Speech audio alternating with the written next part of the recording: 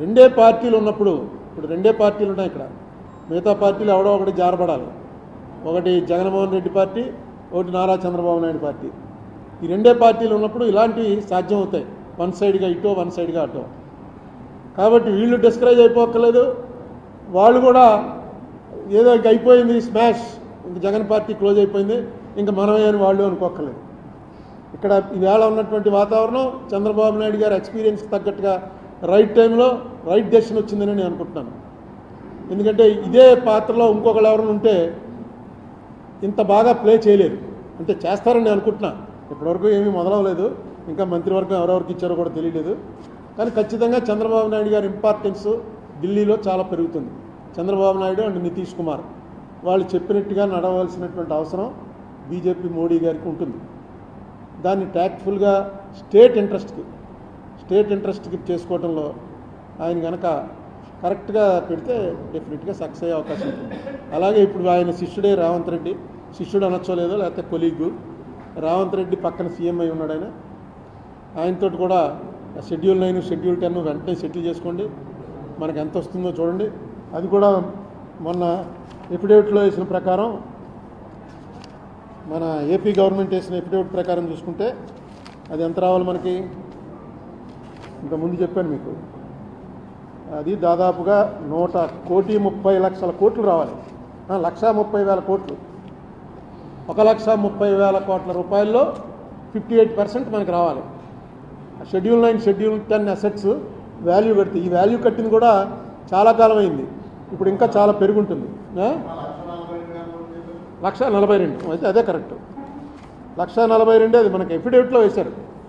నేను వేసిన కేసులో ఎఫిడేవిట్లో 1,42,000 కోట్ల రూపాయలు అన్డిసైడెడ్గా ఉంది అని వేశారు.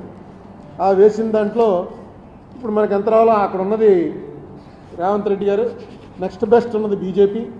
అదే కేసీఆర్ గారు ఉంటే ఆయన నేను ఇంతకాలం ఇవ్వకుండా ఆప్ చేశాను, రేవంత్ రెడ్డి వచ్చి ఇచ్చేసాడు, ఇది చంద్రబాబు నాయుడు తోటి కలిశాను అనే అవకాశం ఉంటుంది. కానీ ఇప్పుడు కేసీఆర్ కాదు, అక్కడ రెండు జాతీయ పార్టీలే ఉన్నాయి, బీజేపీ కాంగ్రెస్, వీళ్ళిద్దరూ కలిసే చేశారు ఆ యాక్ట్. అందుకని ఖచ్చితంగా యాక్ట్ ప్రకారం ఇంప్లిమెంట్ చేయండి అంటే రేవంత్ రెడ్డి గారు ఆల్రెడీ ఒక కమిటీ వేశారని మొన్న ఎప్పుడో పేపర్లో చూశాను.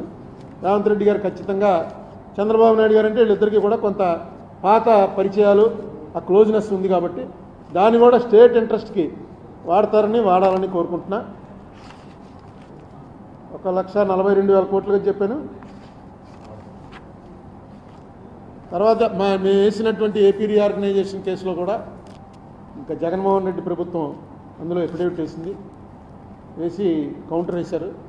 ఆ కౌంటర్ వేసిన దాన్ని మీరు కొనసాగించండి, ఇంకొక పెద్ద ప్లేటర్ని పెట్టి దాని విషయం కూడా ఏపీ రీఆర్గనైజేషన్ కేసు మీద నేను వేసినటువంటి కేసులో మనం ఏదైతే అడిగామో రిలీఫ్, ఆ రిలీఫ్కి ప్రభుత్వం తరఫున ఎవరన్నా పెద్దవాళ్ళు వస్తే ఆ కేసు కూడా కరెక్ట్గా నడుస్తుంది.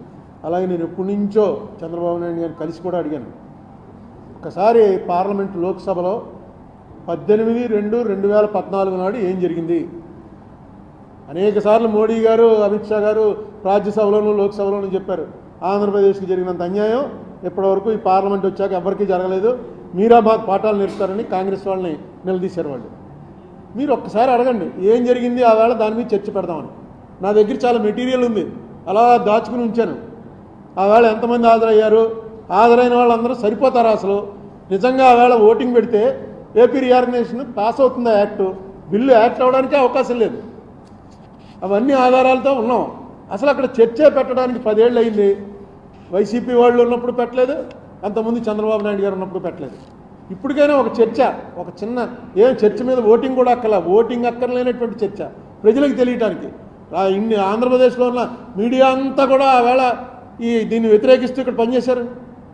అన్ని పార్టీల వాళ్ళు ఎక్సెప్ట్ సిపిఎం, జయప్రకాష్ నారాయణ, ఈ 2 పార్టీలు తప్ప అన్ని పార్టీల వాళ్ళు కూడా దీన్ని వ్యతిరేకించారు. ఏం జరిగిందో కూడా ఎవరికి తెలియదు. అయిపోయిందంటే అయిపోయిందన్నారు, తలుపులు మూసారు, టీవీ ఆపేశారు. ఏంటి కారణం అన్నదాని మీద చర్చ పెట్టమంటే 10 ఏళ్ళ నుంచి జరిగిన దాని గురించి కనీసం ఓ పోస్ట్ మార్టం అన్నా చేసుకుంటే ఇలాంటి ప్రమాదాలు ఇక ముందు జరగకుండా ఉంటాయి. అదొకటి. ఇప్పుడు మీరున్న పొజిషన్కి మీరు రేపు పార్లమెంట్ సెషన్ స్టార్ట్ అవగానే నోటీస్ ఇస్తే బడ్జెట్ సెషన్లోనే జరుగుతుంది. బడ్జెట్ కూడా జూలై ఆగస్టులో ఉంటుందని ఏదో ప్రకటన వచ్చింది. రేపు స్వేరింగ్ అయిపోగానే ఒక నోటీస్ ఇప్పించండి. ఒక నోటీస్ ఇప్పిస్తే వెంటనే దాన్ని అడ్మిట్ చేస్తారు, చేసి దాని మీద ఒక చర్చ. ఎందుకంటే కాంగ్రెస్ వాళ్ళు ఉన్నారు అక్కడ, బీజేపీ వాళ్ళు ఉన్నారు, వాళ్ళిద్దరూ కలిసి ఏం చేశారు, ఏం అఘాయిత్యం చేశారన్నది ఇమీడియట్గా తేలుతుంది. తేలటం వల్ల వచ్చేటువంటి ప్రయోజనం ఏంటంటే ఆంధ్ర వాళ్ళు వదలలేదురా, వాళ్ళకి జరిగినటువంటి నష్టం దేశం చేత ఒప్పించారు, ఆ వేళ తప్పు చేశారు మీరు అని యావత్ భారతదేశం చేత పార్లమెంట్లో ఒప్పించారు అనేటువంటిది చిన్న ఇది ఎఫెక్ట్ కాదు. లేకపోతే మనల్ని అసలు వీళ్ళు ఏమీ లేదురా అధికారం కోసం కొట్టుకోవడమే తప్ప వీళ్ళకి ఏదో కాంట్రాక్ట్లు ఇవ్వడం, ఆ కాంట్రాక్టర్లకు ఇస్తున్నావా లేదా, వాళ్ళే నడుపుతారు ఆంధ్రాలో రాజకీయాలని, పొలిటీషియన్లకు ఏం సంబంధం లేదని ఏదైతే ఒక ఇంప్రెషన్ నార్త్ ఇండియాలోకి వెళ్ళిందో దాన్ని వెంటనే మనం ఆపుకోవాల్సినటువంటి అవసరం ఉంది. అదే విషయం చేత తర్వాత వీటి మీద కూడా మొన్న పెద్ద గొడవ అయింది కదా, డొనేషన్లు అవి దాన్ని ఏమన్నారు, బాండ్స్, ఎలక్టోరల్ బాండ్స్, దాని మీద కూడా ఒకసారి చర్చ పెట్టించి, ఎందుకంటే ఇవన్నీ మోడీ గారు వన్ సైడ్గా చేసుకుంటూ పోయినటువంటివి.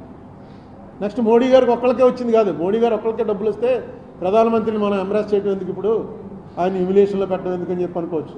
మీ పార్టీకి వచ్చింది, వైసీపీకి వచ్చింది, మన జనసేన పార్టీకి వచ్చింది, అన్ని పార్టీలకి వచ్చాయి ఎక్సెప్ట్ కమ్యూనిస్టులు యాక్సెప్ట్ చేయలే. అన్ని పార్టీలకి కూడా ఇచ్చారు.